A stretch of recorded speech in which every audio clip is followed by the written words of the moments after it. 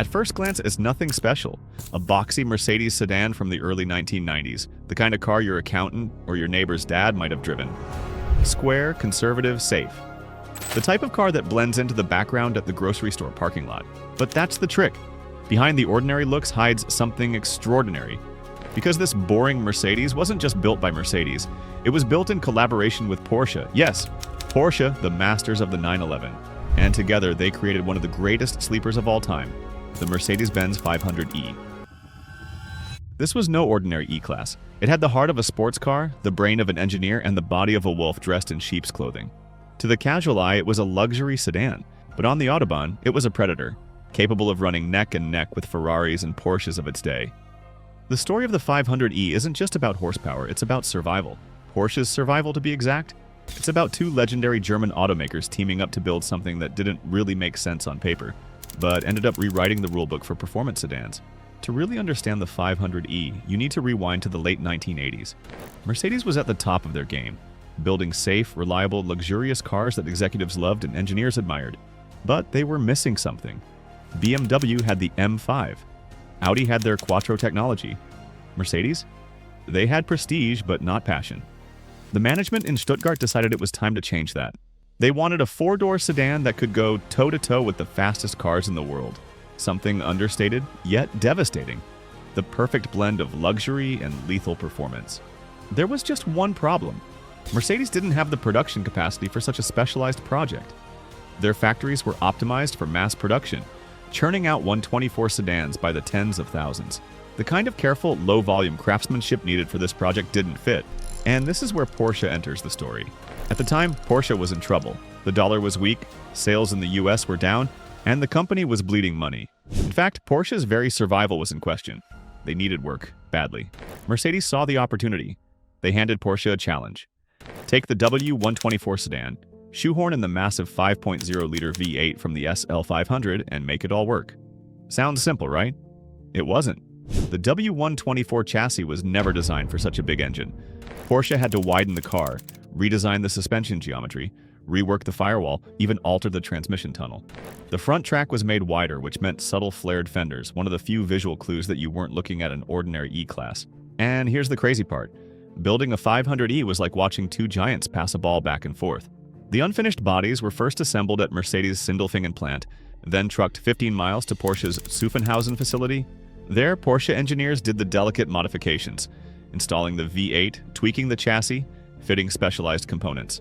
Once finished, the cars were shipped back to Mercedes for final assembly and quality checks. The process was so complex that each car took about 18 days to complete. Compare that to a regular E-Class, which rolled off the line in a fraction of the time.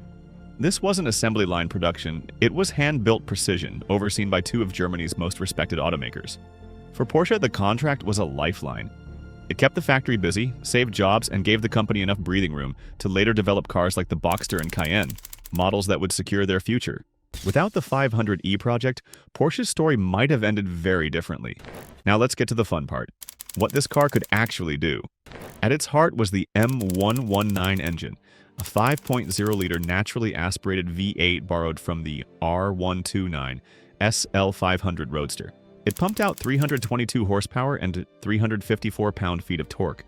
Today, those numbers might sound modest, but in the early 1990s, that was serious firepower. The result?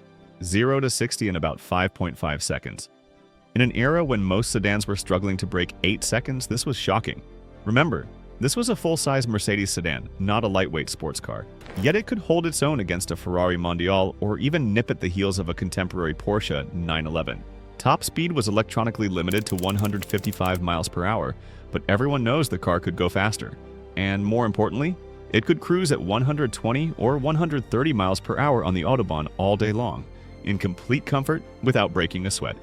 But the magic wasn't just in straight-line speed. Porsche re-engineered the chassis to handle the big V8. The car sat lower with a wider track front and rear. Larger brakes borrowed from the SL ensured it could stop as well as it could go. The suspension was firm but still comfortable, the perfect balance between long-distance cruiser and backroad bruiser. From the outside, only a trained enthusiast could tell the difference. The subtle fender flares, the slightly wider stance, the unique 16-inch alloy wheels, these were the giveaways. To everyone else, it was just another E-Class. And that was the genius. Inside, it was pure Mercedes luxury. Leather seats, walnut trim, rock-solid build quality. No compromises. You could drive your family to dinner in absolute comfort, and then, on the way home, smoke a Porsche 944 Turbo at the stoplight. This combination understated looks, genuine performance, and luxury is what made the 500e the ultimate sleeper sedan of the 1990s. It didn't shout, it didn't boast, it simply delivered. The 500e wasn't flashy. That was the whole point. Mercedes didn't want a car that screamed for attention. They wanted a car that whispered, then punched you in the gut the moment you put your foot down. From a distance, the 500e looked almost identical to any other W124 sedan. Same boxy profile, same upright grille, same conservative lines. But car people knew. The stance was slightly lower. The fenders were just a touch wider. The tires a little fatter. The wheels, unique 16-inch alloys, gave a hint, but only if you knew what to look for. To everyone else, it was just Dad's Mercedes. And that's exactly what made it such a devastating sleeper. Imagine pulling up next to a BMW M3 in 1992. The other driver is confident, and after all, he's in the sports sedan. You're in the boring executive car. Then the light turns green, and suddenly your square-shaped Benz is pulling away. Shock, disbelief, maybe even a bruised ego. That was the 500e experience. On the Autobahn, it was even more ruthless. Ordinary E-classes cruised at 80 miles an hour, calm and quiet. The 500e, it could sit at 140 all day long. The V8 humming, the cabin still serene. A true wolf in sheep's clothing. Silent on the outside, ferocious underneath. Of course, all of this came at a cost, and back in the early 1990s, that cost was enormous. When it launched, the Mercedes 500e carried a sticker price of over $80,000 in the US. And that's early 90s money. Adjusted for inflation, you're looking at well over $160,000 today. To put that into perspective, a Ferrari Mondial cost about the same. A Corvette? Barely half. Even within Mercedes' lineup, the 500e sat at the very top of the pyramid. This wasn't a car for everyone. It was for executives who wanted ultimate speed wrapped in ultimate discretion. It was for those who could afford to pay Ferrari money for a sedan that, at first glance, didn't look all that different from the car your taxi driver used. And because of that, production numbers stayed extremely low. From 1991 to 1995, only about 10,479 examples were built worldwide. Each one took about 18 days to finish, shuttled between Mercedes' Sindelfingen plant and Porsche's Zuffenhausen facility. This was one of the most labor-intensive sedans ever produced, practically hand-built. Today, that exclusivity makes the 500e a collector's item. You might still spot high-mileage examples floating around the $40,000 to $50,000 range. But the truly clean, low-mileage cars? They're fetching $80,000 to $120,000 at auctions, sometimes more. That's a modern AMG E63 money for a car that's 3 decades old. But enthusiasts know, you're not just buying a car, you're buying history. The 500e didn't just impress car nerds, it changed the game. Before the 500e, the idea of a super sedan was still niche. BMW had their M5. Audi was experimenting with performance quattros. But Mercedes? They were seen as conservative, more about prestige than passion. The 500e flipped that script. It showed the world that Mercedes could build a car that was just as fast, just as thrilling, and just as desirable as anything from Munich or Ingolstadt. And its influence went far beyond the 90s. The 500e was the blueprint for every AMG E-Class that came after. Without it, there's a good chance the legendary E55 AMG, the German Hellcat we all know, wouldn't exist. The modern EX63 AMG owes its very DNA to this collaboration with Porsche. It also saved Porsche at a critical moment. The revenue from the 500e project kept their lights on, their workers employed, and their factory humming. Without that bridge, Porsche might not have survived long enough to create the Boxster, the Cayenne, or the 911S that revived the brand. In a way, the 500e didn't just shape Mercedes' future, it shaped Porsche's too.